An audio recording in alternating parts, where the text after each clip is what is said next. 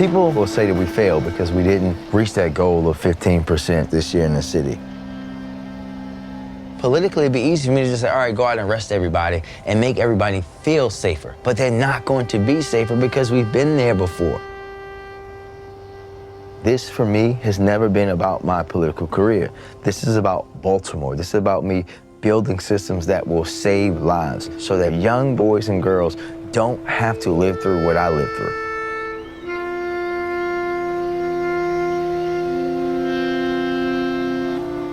Hi, I'm Chuck Braverman. This is another episode of Westdoc Online. We have a terrific film to discuss today with the mayor of one of the largest cities in the United States and the vérité filmmaker. But before we get to that, I want to remind you, we're brought to you in part by Real Screen. Real Screen Summit's coming up in Miami in January. If you're watching this before then, you should register right away. Go to our westdoc.net and scroll down to the bottom. There's an icon there for Real Screen Summit. If you're in the non-scripted documentary reality business, you should be there. Today we are discussing the film The Body Politic, directed by Gabriel Francis Paz Goodenough. And the subject of his film is the mayor of Baltimore, Brandon Scott. Hello, gentlemen. How are you? Good morning. Good morning. Good morning. How are you doing? I usually ask where everybody is at the beginning of these shows. Gabriel, where are you speaking from? I'm calling from Taipei, Taiwan. Of course you are. And may I ask, what time is it there? It's 8 o'clock in the morning. It's 12 a.m. here, 12:10. And what are you doing there? Here with family, sort of vacation. Never been here before. Quite a nice place. And Mr. Mayor, even though we have some technical glitches going on this morning, I know you're speaking from a car somewhere. Is that right? Yeah, I'm actually in Baltimore City, as always.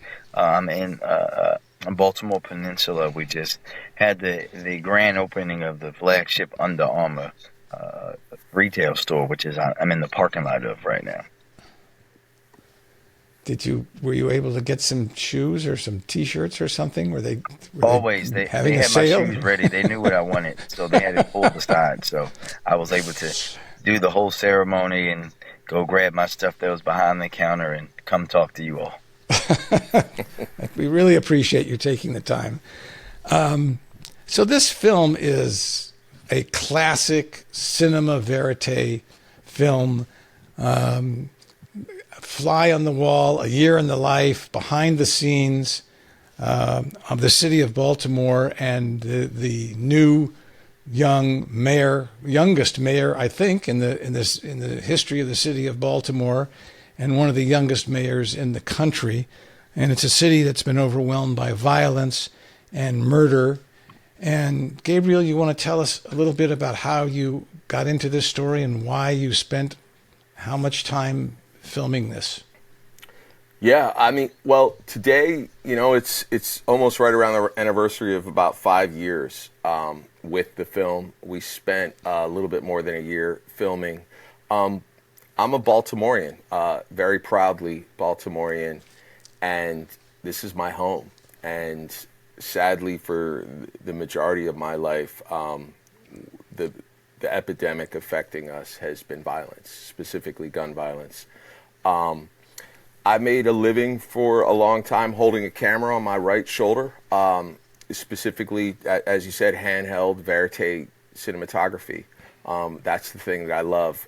However, I got sick. I was diagnosed with bone cancer about 5 years ago and had a huge operation, lost some of my right leg, and I couldn't do what I love to do, which was hold a camera. So I decided I wanted to do what I was always sort of scared of, which was try to make my own film and make it about the thing that I was the most passionate about, which was specifically my hometown, and really trying to figure out why it was so hard for us to heal and so hard to overcome. I started making a election film, and very quickly the world changed. COVID happened.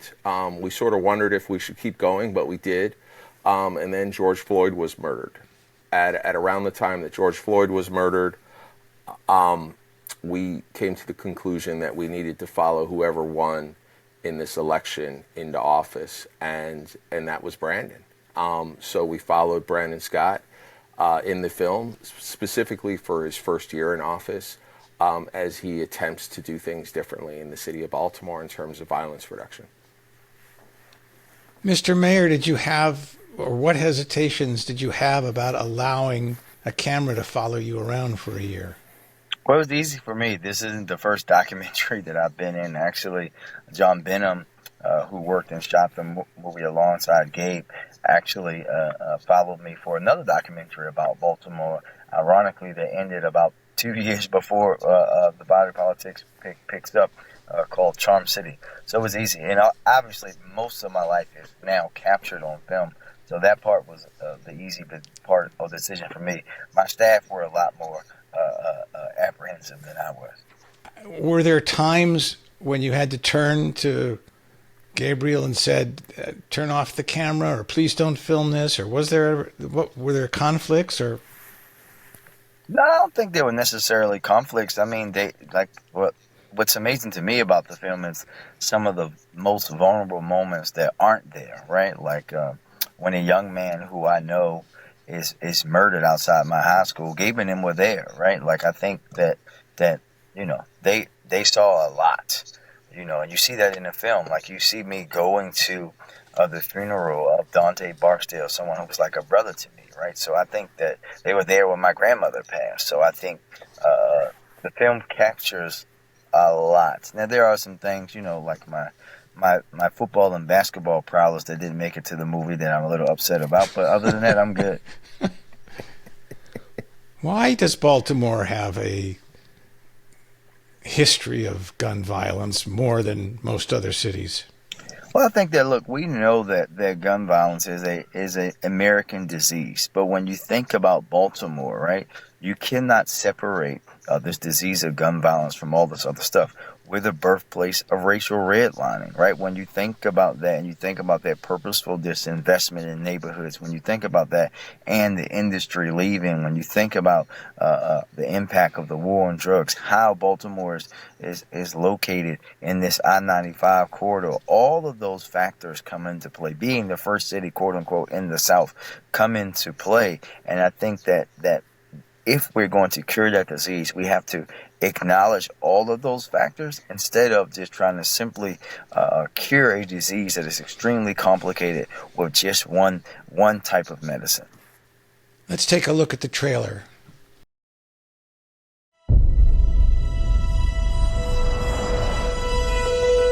Violence is what's dominated our city for the 37 years that I've been alive. I grew up in the 1980s and 90s. If you were black and you were outside, you could be taken to jail for any simple thing. We've been doing this all my life, but violence is still here. We have to police better. We have to change things for ourselves because no one's going to do it for us. The youngest mayor in the city's history trying to restore trust in government. You cannot go anywhere in Baltimore without seeing the aftermath of gun violence. We've seen other strategies that are rooted in penalty. We are going to be reimagining public safety in Baltimore. We take guys who used to be shooters and killers, and they're now interceding in the violence. We the peacemakers. Many of us have been to prison, but now we work to diffuse violence in our community. Governor today insisted the city's cure will not work. Trying to reduce crime by defunding police is dangerous, radical, far-left lunacy. You campaigned on trying to clean up the streets. What do you want to say about this past weekend? Can you handle this crime situation right now? The blood of 300 will be on your heads, Mr. Mayor. If the forces come to get me in 4 years, so be it. But I know when I'm done, I'll be able to say that I never compromised myself or my city. All right, good stuff. This is about building systems so that young boys and girls don't have to live through what I lived through. We want murder to understand it cannot have the last say. Just because you showed up, love is showing up behind. 50 years from now, or however long it takes, people will know we must have been doing a lot of good work in order for it to get that way.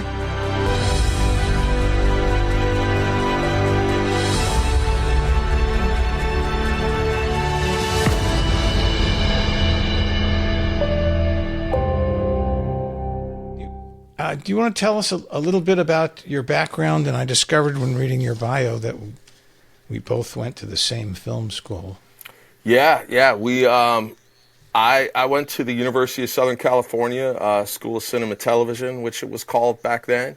Graduated in 1995 and quickly moved back to the East Coast and became a camera assistant for much more than a decade. I worked on Homicide, Life on the Streets, Sopranos, Beautiful Mind, a bunch of pretty amazing projects on the East Coast, and then I got into operating, and I was a camera assistant on a project with Steven Soderbergh and George Clooney called K Street, which was one of the first shows with the little 24p cameras. And then George Clooney did a show out in LA called Unscripted, and I got to operate on that. And pretty much from there, which was maybe 2007, that's just a total guess, I started operating. And I've always really loved the improvisational jazz aspect of shooting documentaries, right? And I stuck with that. And the most recent documentary I shot before this was a documentary called 1,000 Cuts that was shot by Ramona Diaz about the woman journalist from the Philippines, Maria Ressa, who won the Nobel Prize, Peace Prize. It seems to me like a strange journey of going from film school and then getting into the scripted business and ending up in vérité in a way. I don't hear that very often. Yeah, it definitely is. It's a strange thing to go, move from LA back to Baltimore. But I think, I love like the improvisational nature of making documentaries. And it's so exciting. I mean, production is a totally different experience if you're making a scripted project and a nonfiction. And that improvisational quality, that vérité type of filmmaking is something I love. I love the experience of making stuff on the go, on the fly. And it just appealed to me so much more than fiction production in that experience. Now that this is my first film and I've seen every single side, it's a little bit more complex to give an answer of what I love more. But I love that improvisational quality of making vérité documentaries. Mr. Mayor, what was the reaction of yourself and the people in Baltimore to see the film on PBS recently? Well, listen, I think that a lot of folks had already seen the film here in Baltimore, but what I heard, I actually just heard it at an event I was just at earlier, is that people just said thank you. They're finally happy to have a film and something out to the world that shows Baltimore spirit and the true fullness of the city, but also that the most common thing that they say, Chuck, is that I did not know that much work goes in trying to reduce violence. I didn't know it was that complicated. I thought it was just as simple as sending police out there. People, and I think this is the benefit for this film, not just for Baltimore, but for cities around the country, really around the world, to show an inside look of what all goes into trying to solve a problem as complicated as gun violence. And people are just excited, and as more and more people see it, we know that will just benefit the city, because you have to acknowledge progress like this historic reductions that we've made in order to keep moving forward. So would it be too much of a spoiler alert, Gabe, to talk about the results of what happened in the year that you followed the mayor? Not at all. Not at all. And I mean, we should even bring it to where we are right now. I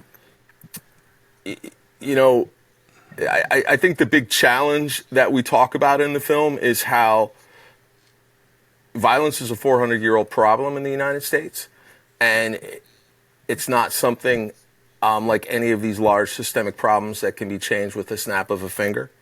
And in the first year, change happens slowly, right? And I think that's sort of the lesson for us in the film, is that to change the status quo, to change things, there is no quick fix solution. You know, we have a lot of politicians that won't be named now that are promising, that we can just change everything with the snap of a finger, and it doesn't work like that, right? And I think that's really sort of the heart of the film, is that long-term change takes long-term solutions, right? It takes comprehensive solutions.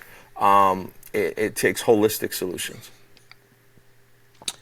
I think one of the surprising revelations to me, and not knowing that much about Baltimore or the politics involved, and I'm addressing this to the mayor more, I think, was the revelation that the governor wouldn't meet with you,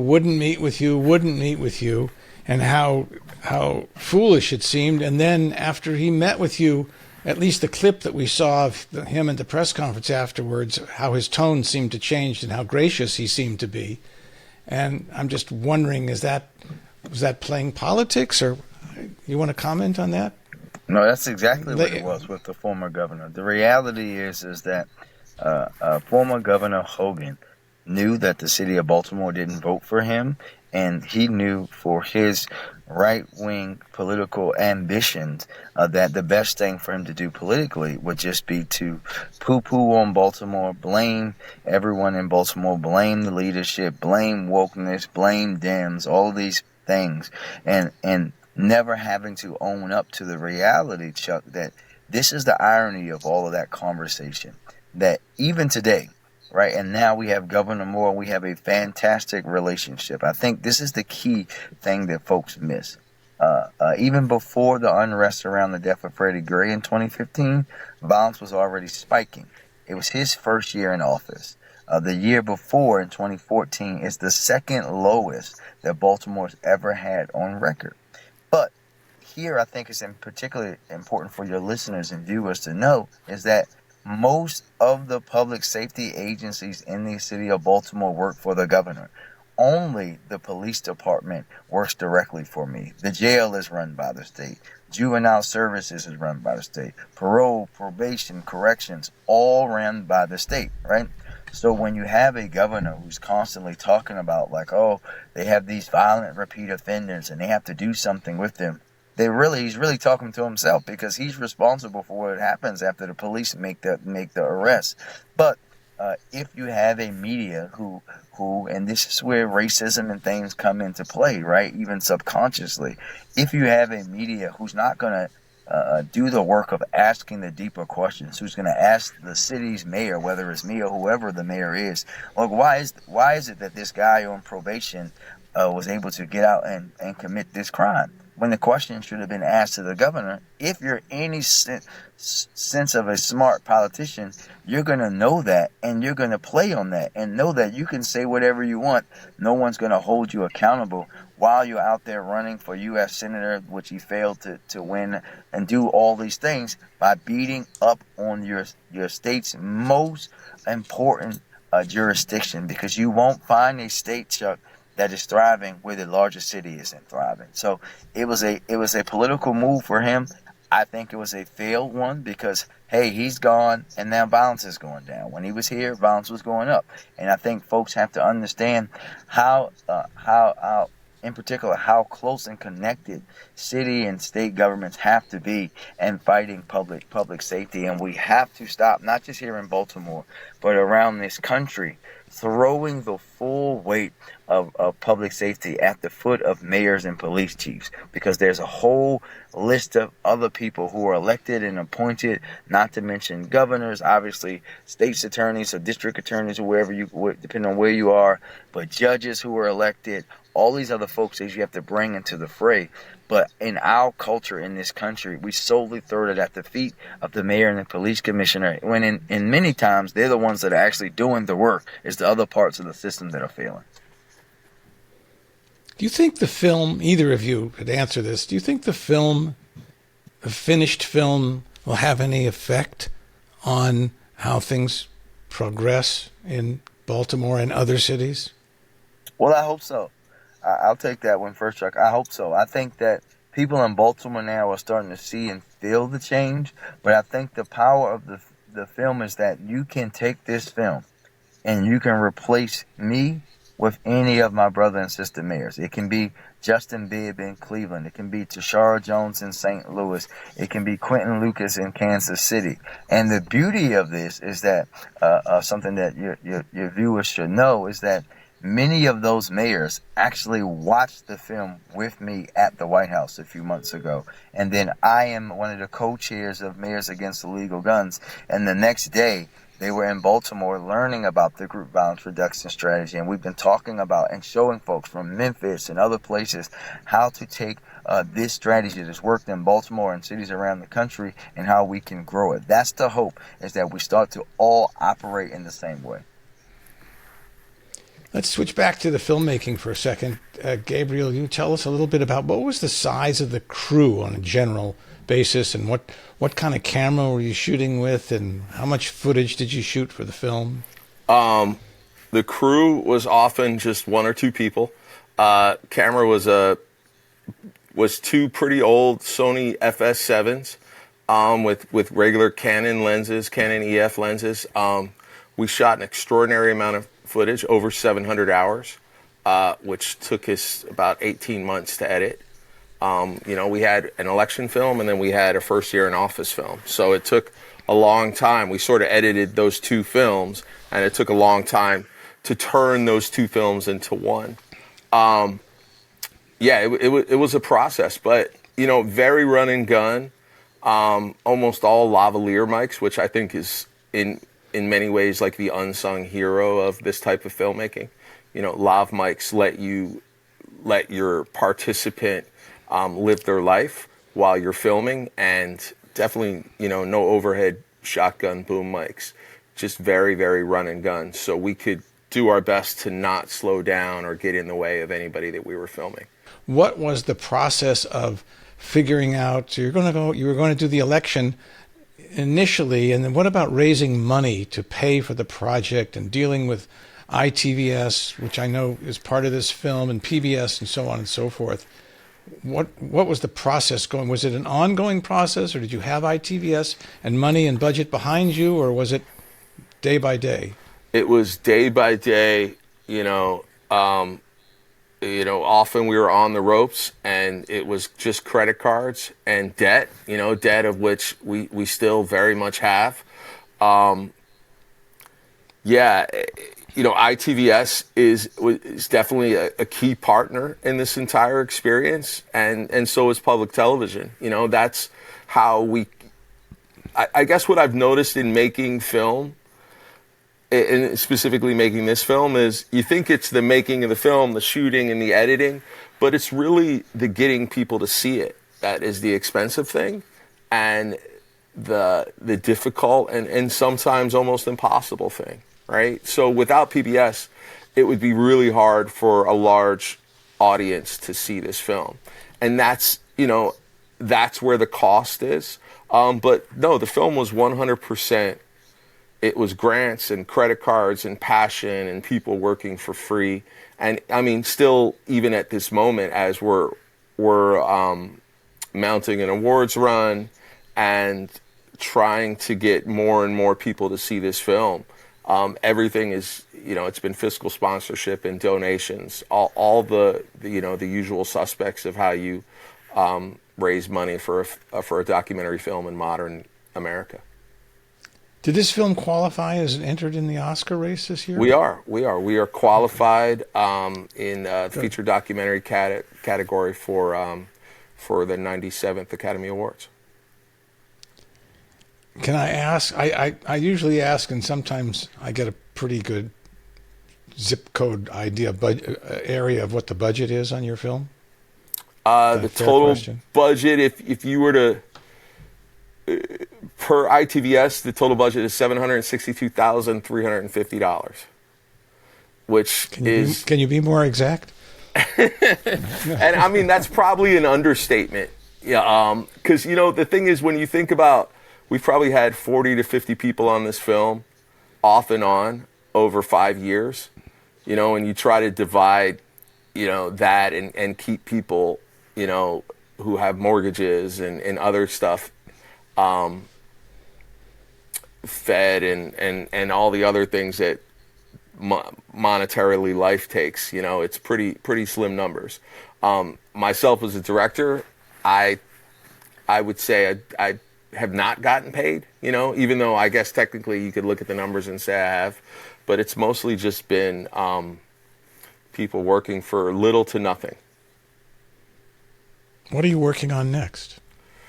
You know, I'm working on a screenplay right now, which is really fulfilling when it comes to the difficulty of getting a film like this out. Because, you know, words are very easy to change and erase and rewrite, and very inexpensive also.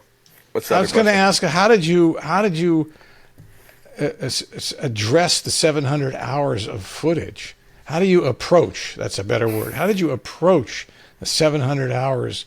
I mean, that's overwhelming. Oh my! If you had 10 people and split it up amongst 10 people, it's still overwhelming. Slowly is how you do it. You know, we took all the footage and we wrote, a huge 200-page long Google sheet notes about the footage, and from there we were able to search keywords and other things, and of that 732, being a mayor often is a lot of Zooms, especially now in this post-COVID world. So it was easy to say, okay, well, this stuff right here we can put on the side. So it's pretty easy to, in the beginning, take that 700 and turn it into 400, right? And then at that 400 point, it's still a lot.